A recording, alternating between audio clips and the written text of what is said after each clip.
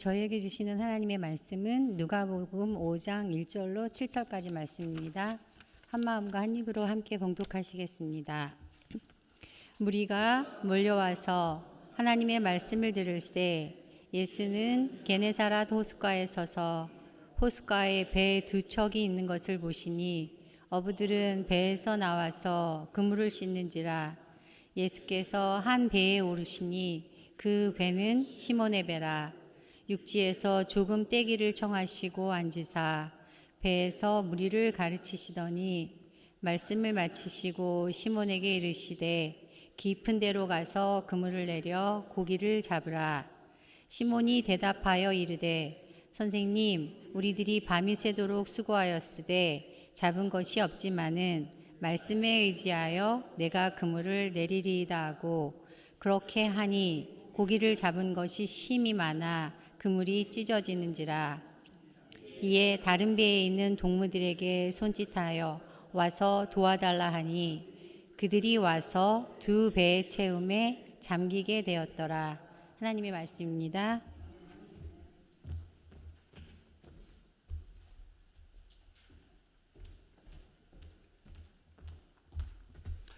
할렐루야. 예, 오늘도 인사 나누고 말씀 듣도록 하겠습니다. 오직 예수, 줄여서 오예. 우리 서로 인사하실까요? 오예. 오예. 오예. 예, 오직 예수님밖에 없습니다. 나를 구원하실 분은 오직 예수 그리스도 한 분밖에 없는 줄로 믿습니다. 할렐루야. 예, 며칠 전에 그 미국 메이저리그 프로야구죠. 메이저리그 올스타전이 있었습니다. 근데 그 올스타전이 있기 전에 그 식전 행사 중에서 아주 의미 있는 그런 행사가 있었어요. 그게 뭐냐면은 레이첼 라빈슨이라고 하는 여사의 100회 생신을 축하하는 그런 일입니다.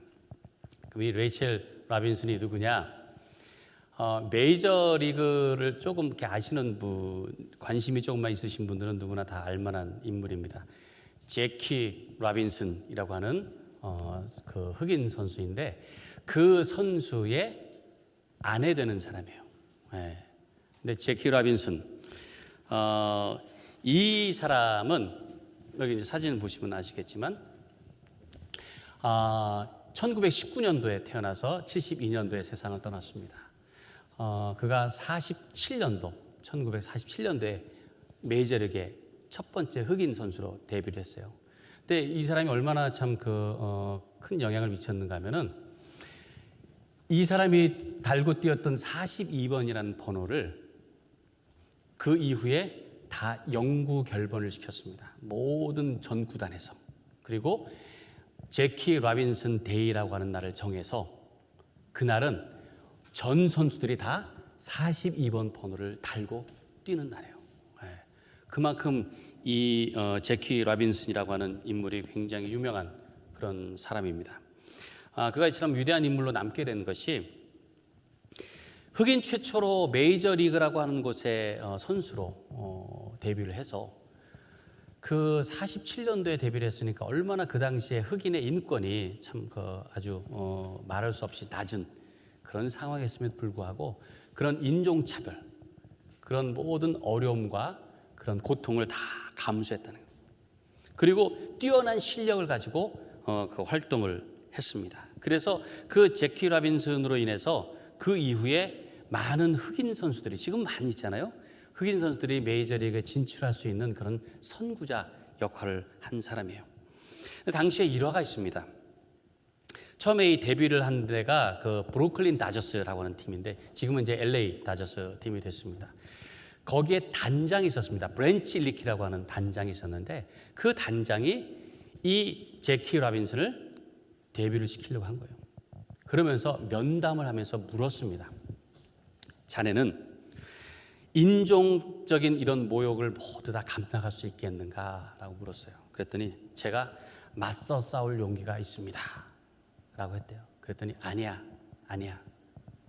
맞서 싸울 용기가 아니라 맞서서 싸우지 않을 배짱이 필요하네. 그랬다는 거예요. 그랬더니 제가 이 모든 것을 다 감수하겠습니다. 그렇게 약속을 하고 시작을 한 거예요. 근데 그 약속한 대로 많은 어려움들이 있었어요. 일단은 처음으로 흑인 선수가 그 백인들 사이에서 있다 보니까 관중들이 야유를 하고, 상대방 팀들이 우리는 경기 안 하겠다고, 흑인 선수 하나 있는 것 때문에 막 그러기도 하고 막 비난하고, 그리고 같은 팀끼리도 나도 뛰지 않겠다고 막 하는 그런 사람도 있었고요. 그런 가운데서 뛴 거예요. 경기 중에는요, 일부러 뭐 이렇게 다치게 하려고 막 발목을 노려가지고 막 하는 그런 상대방 선수도 있었고요. 심판들은 다 편파 판정을 했습니다. 불리하게. 네. 그리고 숙소도 같은 팀에서 같이 있을 수가 없었어요. 그때만 해도 무엇인지 흑인은 따로 돼 있었기 때문에. 네. 그리고 그 협박 편지를 거의 매일 받았습니다. 그 중에는 살해하겠다고 하는 그런 협박 편지까지도 있었어요. 그 모든 것을 다 감당한 거예요. 다 참아냈습니다. 그리고는 자기의 실력으로 증명을 한 거예요. 그래서 신인왕, MVP, 그리고 명예의 전당에까지 그 이름이 올라가게 되었습니다. 그러니까 이 제키 로빈슨이라는 인물은 한 그 메이저리그 그냥 야구 선수로서만이 아니라 미국 사회에 역사적으로 그 인종차별, 인권을 위해서 헌신하고 또 아주 큰 일을 감당한 그런 사람으로 지금도 미국 사람들 사이에서는 아주 위대한 인물로 남아 있습니다. 근데 제가 이 제키 로빈슨에 대해서 쭉 찾다 보니까 이분이 감리교인이에요. 어릴 때부터 감리교인이었고 면담을 했던 그 단장도 감리교인이더라고요. 그러니까 이 제키 로빈슨이 그 모든 모욕과 그 위험과 그 어려운 모든 것들을 다 감당할 수 있었던 것이 뭐냐? 그의 신앙이었던 것, 신앙. 그의 어릴 때부터 갖고 있었던 그 신앙. 그러니까 한 사람의 인생을 바꾸는 힘이 믿음에 있다는 거예요, 믿음. 한 사람의 인생뿐만 아니라 그로 인해 가지고 그 주변의 다른 사람들, 그리고 이 세계의 모든 것들에 정말 그 지대한 그런 영향을 끼치지 않았습니까? 이 모든 것이 결국은 하나님께서 그 믿음을 통해서 이 세상을 변화시켜 나가는 그 모든 것에 역사하게 되었다는 것을 깨닫게 됩니다. 오늘 말씀은 예수님께서 베드로를 부르시는 장면이에요. 여기도 한 사람의 인생이 바뀌는 그런 역사가 기록되어 있습니다. 뱃사람이에요.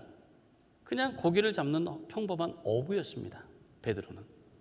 그런데 그 베드로가 지금 우리도 기억될 만큼 위대한 인물이 되었다는 거예요.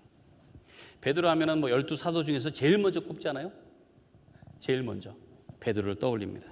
그리고 초대교회에 그 핍박과 어려움 가운데서도 교회를 이끌었고 순교하게까지 큰 일들을 감당했어요. 그래서 지금도 이 베드로 앞에는 성자라고 하는 세인트 글씨 붙지 않습니까? 그리고 이 캐톨릭에서는 지금도 일대 교황으로 베드로를 꼽습니다. 일대 교황.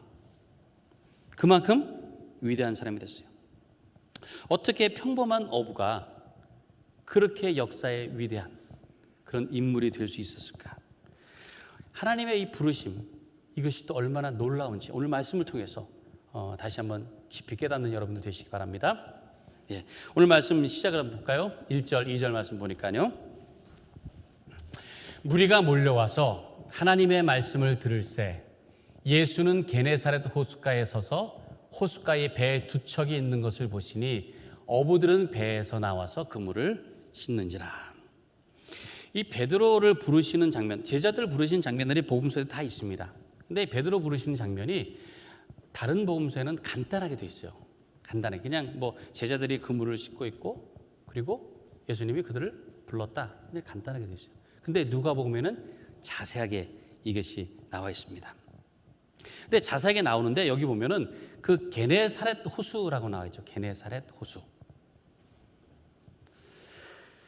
다른 복음서에서는 그 장소를 갈릴리 해변 이렇게 기록을 하고 있어요. 갈릴리 해변. 근데 누가는 게네사렛 호숫가라고 이렇게 기록을 하고 있습니다. 이 두 곳이 다른 장소가 아니에요. 같은 장소입니다.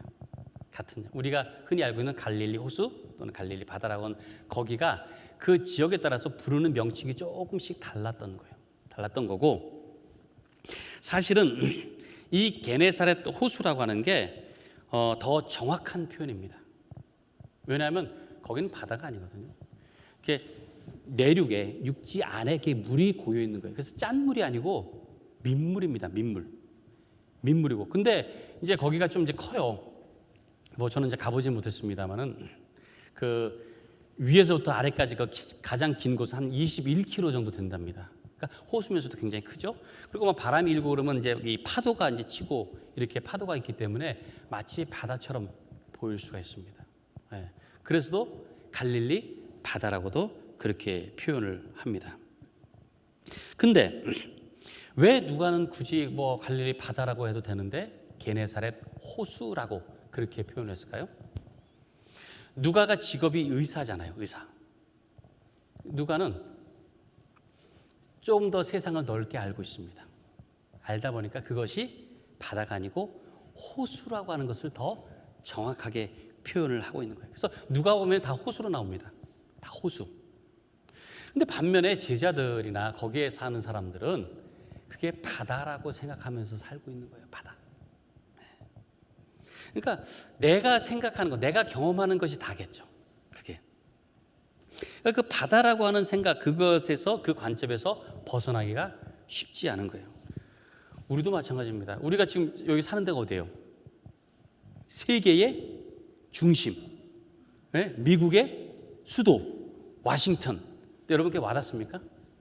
이게 와닿아요? 애난데일 여기 지역에 살면서 나는 세계의 중심, 수도 중심에 살고 있다 그럽니까? 잘 안 되잖아요. 뭐 DC에 나가도 뭐 별로 이렇게 저기 하는 게 없고, 뭐 바이든 대통령 한 번이라도 만났습니까? 우리는 수도에 산다고 하는데도 별로 그런 것 같지도 않아요. 무슨 저기 한국에 무슨 동두천 같은 데 그냥 이렇게 있는 것 같아요. 느낌이 그냥. 그러니까 내가 어디에 사느냐 이것보다도 그냥 내가 어떤 생각을 가지고 어떤 공간, 그러니까 그 울타리 안에서 내가 어떻게 사느냐 그 영향을 갖고 사는 것 같습니다. 그래서 우리가 옛날에 표현할 때 그랬잖아요. 큰 거를 표현할 때 남산만하다 그렇게 표현했어요. 그렇죠? 네? 남산마다. 왜? 우리한테는 남산이 제일 크니까. 네. 그때만 해도 제일 큰 게 남산이었어요. 남산. 그러니까 남산마다. 그러니까 자기가 갖고 있는 개념, 경험 그것이 사실은 어떻게 보면 전부 다인 것 같아요. 내가 하는 일, 내가 사는 곳 그것을 벗어나지 못하고 어떻게 보면은 어제나 오늘이나 내일이나 그냥 거기에서 그냥 머물면서 살고 있는 것 같아요. 지금 갈릴리에 사는 제자들도 마찬가지입니다. 거기가 바다라고 알고 살고 있는 거예요. 바다. 바다다. 엄청 넓다. 그러면서 거기서 뭐 하면서 살아요? 매일 배 타고 나가서 그물질하고 고기 잡아서 내다 팔고 그냥 그런 거예요. 그러면서 날씨 보면서 어떻게 하면 고기를 더 많이 잡을까 늘 그냥 그 생각만 가지고 사는 것 그것이 전부였다는 거예요. 전부였다는 거예요. 그러다가 오늘 이 베드로가 예수님을 만나게 됩니다. 정확하게 말하면 예수님이 그 베드로를 찾아가셨다는 거예요. 자, 3절 말씀 볼까요? 예수께서 한 배에 오르시니 그 배는 시몬의 배라. 베드로죠. 시몬의 배라. 육지에서 조금 떼기를 청하시고 앉으사 배에서 무리를 가르치시더니 예수님이 가시는 곳마다 사람들이 모인 거예요. 그 뭐 기적과 그 말씀과 그런 것도 너무 놀라우니까 소문이 나가지고 사람들이 막 그래서 이 지금 호숫가에 이렇게 왔는데 사람들이 막 몰려드니까 말씀 전하기가 불편한 거예요. 잘못하면 물에 빠지게 생겼어요. 그러니까 어떻게 했습니까? 그러면은 내가 배를 타고 조금 떨어져서 하면 되겠다 싶어가지고 배를 타고 이제 가시려고 조금. 근데 보니까는 거기에 배가 두 척 있는데 그 중에 한 배에 올라서 조금 내가 떨어져서 말씀을 전해도 되겠느냐라는 거예요. 그렇게 했습니다. 그래서 오른 배가 누구의 배예요? 그게 베드로의 배예요. 베드로의 배. 만약에 베드로가 제 배 말고 저쪽 배 쓰세요. 좀 약간 불편해, 못마땅해가지고. 만약에 그랬다면 아무런 일이 일어나지 않았을 거예요. 좀 달라졌을 겁니다. 왜냐하면 베드로도 지쳐 있었어요. 힘들어. 그러니까 빨리 정리하고 가서 쉬고 싶은 마음이 굴뚝 같았을지 몰라요. 근데 정리하고 있는데 와가지고 말씀 전하겠다고 배를 좀 쓰겠다고 하니까 얼마나 불편했겠습니까? 그렇지만 베드로는 그래도 그 예수님에게 배를 내어드렸다는 거예요. 그리고는 아마 거기서 그물을 정리를 했는지 모르지만 자기 할 일을 아마 하고 있었겠죠. 그러면서 예수님께서 무리들을 향해서 말씀 전하신 것을 옆에서 듣고 있었다는 겁니다. 듣고 있었다는 거예요. 말씀을 다 마쳤습니다. 근데 그리고 나서 예수님께서 베드로에게 말씀하세요. 자, 이렇게 말씀하시죠. 4절에 말씀을 마치시고 시몬에게 이르시되 깊은 데로 가서 그물을 내려 고기를 잡으라. 베드로에게 지금 뭐라고 얘기했죠? 깊은 데로 가서 그물을 내려 고기를 잡으라.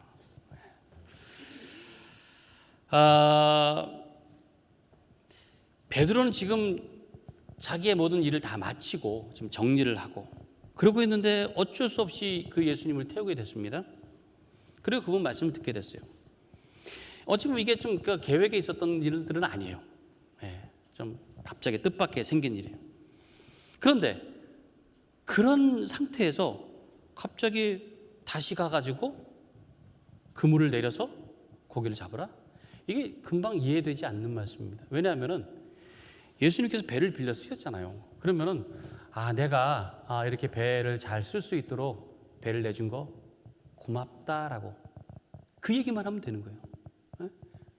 좀 어떻게 늦게 됐으니 미안하다라든지 뭐 그런 얘기만 하면 되는 거예요. 그런데 왜 굳이 이미 다 정리한 사람한테 가가지고 그물을 내려서 고기를 잡으라고 그런 얘기를 할 만한 입장이 아닙니다. 그런 말을 할 입장이 아니에요. 이 갈릴리 호수는요, 그 헐몬산에서 있는 그 만년설에서 이렇게 물이 흘러나오기 시작해가지고 그것이 이제 모이게 된 겁니다. 그래서 물이 아주 차대요. 찬물이에요. 그러니까 찬물이지만은 깊은 데를 가면은 물이 더 차요. 그래서 거긴 고기가 없대요, 원래. 고기들도 추리가 거기까지 안 가는 거예요. 얕은 곳에 있는데, 그런데 또 이 물이 맑다 보니까 고기들이 금방 눈에 띕니다. 그래서 낮에는 웬만하면 숨어 있대요. 숨어 있고 밤이 되면은 그때 이제 활동하기 시작합니다. 그래서 대부분이 밤에 고기를 잡는 거예요. 그물을 내려서 밤에 고기를 잡는. 그러니까 베드로도 동료들과 함께 밤에 고기를 잡으러 나갔던 거예요. 그리고는 모든 것을 마치고 이제 그물을 정리하고 있는 겁니다. 왜? 낮에는 고기가 없으니까. 그러고 있는 거예요. 근데 한낮인데 고기를 잡으러 가라. 그러니까 베드로는 이렇게 생각해 볼 수 있습니다. 이분이 고기는 잡아봤나? 네? 뭘 안다고 저렇게 쉽게 말을 할까? 그런 생각이 들 수 있어요. 여러분들 중에서 혹시 스키 잘 타신 분 계시나요? 스키 한 번이라도 타보신 분? 네, 한 번이라도. 되게 젊은 분이시네요. 네. 네. 우리 손혜경 집사님 스키 못 타보셨어요? 그래요? 그거 별로 어렵지 않아요. 제가 지금 알려드릴 테니까 그대로 가서 하시면 돼요. 스키장 가가지고 일단 장비를 빌려요. 네? 장비를 빌리고 로프트를 타고 위로 올라갑니다. 올라가가지고 뭐 초급, 중급, 고급 다 필요 없어요. 그냥 높은 데 가요. 가가지고 이렇게 자세를 취한 다음에 몸을 숙이기만 하면 저절로 내려갑니다. 높은 데니까 내려가요. 내려가다가 혹시라도 넘어질 것 같죠? 그러면 오른쪽으로 이렇게 틀면 돼요. 그러다 이쪽 넘어질 것 같죠? 그럼 왼쪽으로 탁 틀면 돼요. 네, 그렇게. 그러니까 넘어지지 않게만 몸만 틀다 보면은 어느 순간에 밑에 내려와 있습니다. 쉽죠? 네, 하실 수 있을 것 같아요? 네. 저도 스키 한 번도 안 타봤어요. 마치 이와 같은 거예요. 타보지도 않고 말은 쉽게 할 수 있죠. 말은 네? 한낮인데 그 깊은 곳에 가가지고 그물을 내려서 고기 잡으라. 베드로의 생각이 지금 그렇게 들리는 것 같아요. 말도 안 되는 좀 황당한 뭣도 모르고 그렇게 말씀하시는 거예요. 마치 뭐 이렇게 스키 경기 보면은 막 이렇게 선수들 막 그 경기하는 거 보면 그렇게 하잖아요. 빨리 들어가려고. 그거 보면서 좀 더 빨리 들려면 굳이 이렇게 많이 가지 말고 한 번에 가버리지. 뭐 이렇게 얘기할 수 있잖아요, 그렇죠? 꼭 그거 같은 거예요. 그냥 깊은 데 가서 던져라. 던지면 잡히는 거 아니냐라는 식으로 들려요. 예수님 말씀이. 그런데 예수님은 베드로에게 그냥 내뱉은 말이 아닙니다. 베드로를 부르실 의도가 있었다는 거예요. 베드로를. 그러니까 베드로가 어떻게 할 것인지를 아마 예수님께서 지켜보신 거죠. 깊은 데 가서 그물을 다시 내려서 고기를 잡으라. 베드로가 그 황당한 어이없는 그런 예수님의 요구라고 할까요? 그 말에 이렇게 합니다. 보세요. 5절에 시몬이 대답하여 이르되 선생님 우리들이 밤이 새도록 수고하였으되 잡은 것이 없지만은 말씀에 의지하여 내가 그물을 내리리이다. 밤이 새도록 우리가 고기를 잡으려고 했는데 한 마리도 못 잡은 거예요. 이 말 속에 힘든 인생을 잘 보여주고 있습니다. 자, 베드로가 고기를 잡으려고 저녁에 그물을 내렸어요. 잘 잡힐 줄 알았는데 한 마리도 못 잡은 거예요. 밤새도록. 네? 그러니까 물고기가 한 마리도 잡혀주지가 않은 거예요. 그러니까 아무리 물고기를 잘 낚는 사람들이 있습니다. 근데 그런 사람들이라도 물고기가 잡혀줘야 잡히는 거예요. 그렇잖아요. 물고기 잡혀줘야 잡는 거지. 자기가 뭐 어떻게 해가지고 뭐 잡을 수 있는 게 아니잖아요. 물고기 잡혀줘야 되는 거예요. 세상도 마찬가지입니다. 우리가 뭐 이런 물질, 재물 이것도요. 우리가 돈을 벌려고 해서 버는 게 아니라 돈이 벌려야 돼요. 네, 돈이. 그래서 세상 속에 그러잖아요. 돈이 이렇게 와서 붙는다고. 그게 그렇게 돼야 되는 거예요. 내 마음대로 되는 게 아닙니다. 내 마음대로 되는 게 아니에요. 그러니까 내가 아무리 열심히 해도요. 허탕칠 때가 있다는 거예요. 왜? 내 마음대로 되는 게 아니에요. 우리 인생이 그렇습니다. 밤새도록 그물질을 했어도 아무 소득이 없는, 아무 대가가 없는 그런 인생이 바로 우리의 인생이라는 거예요. 전도사 말씀처럼 헛되고 헛되며 헛되고 헛되니 모든 것이 헛되다는 거예요. 그 헛되다는 게 뭡니까? 공허하다는 거예요. 공허하다는 거예요. 우리 인생은 그렇습니다. 공허할 때가 참 많아요. 아무것도 얻지 못할 때가 많습니다. 지금 베드로가 밤새 허탕치고 헛수고를 했어요. 그런데 그렇게 밤이 새도록 아무것도 얻은 것이 없지만은 오늘 말씀 보니까 베드로가 어떻게 했습니까? 말씀에 의지하여. 참 중요합니다. 말씀에 의지하여. 이게 바로 믿음이라는 거예요. 내 경험도 내 지식도 귀하지만은 말씀을 의지하는 자에게 변화가 있는 줄로 믿습니다. 말씀 의지해야 되는 거예요. 대부분 어떻게 해요? 경험에 의지해서 합니다. 대부분 지식에 의지해서 해요. 그런데 그렇게 하면은 아무 변화가 없다는 거예요. 늘 그 삶이 그 삶이에요. 내가 아는 만큼 내가 하는 만큼 해도 늘 그렇습니다. 우리 인생은. 근데 오늘 베드로처럼 말씀에 의지하여 할 때에 놀라운 일이 일어나게 될 줄로 믿습니다. 말씀에 의지하는 거예요. 그러니까 여러분들이 살다 보면 어느 때는 말씀을 의지해야 될 때가 옵니다. 말씀을 의지해야 돼요. 내가 깨닫고 그 말씀대로 순종해야 될 때가 있어요. 내가 아무리 많은 경험과 아무리 완벽한 지식이 있을지라도 때로는 그게 아니라 다 내려놓고 말씀을 의지할 때가 있다는 거예요. 그리고 그렇게 했을 때에 내 인생이 바뀌게 되는 그런 놀라운 역사가 있게 되는 줄로 믿습니다. 말씀에 의지하여. 오늘 이 베드로가 말씀에 의지했어요. 주님의 그 말씀.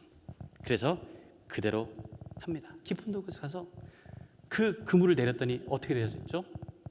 그 물고기가 마치 거기에 기다리고 있었던 것처럼 나 잡아주세요 한 것처럼 거기 다 모여있더라는 거예요.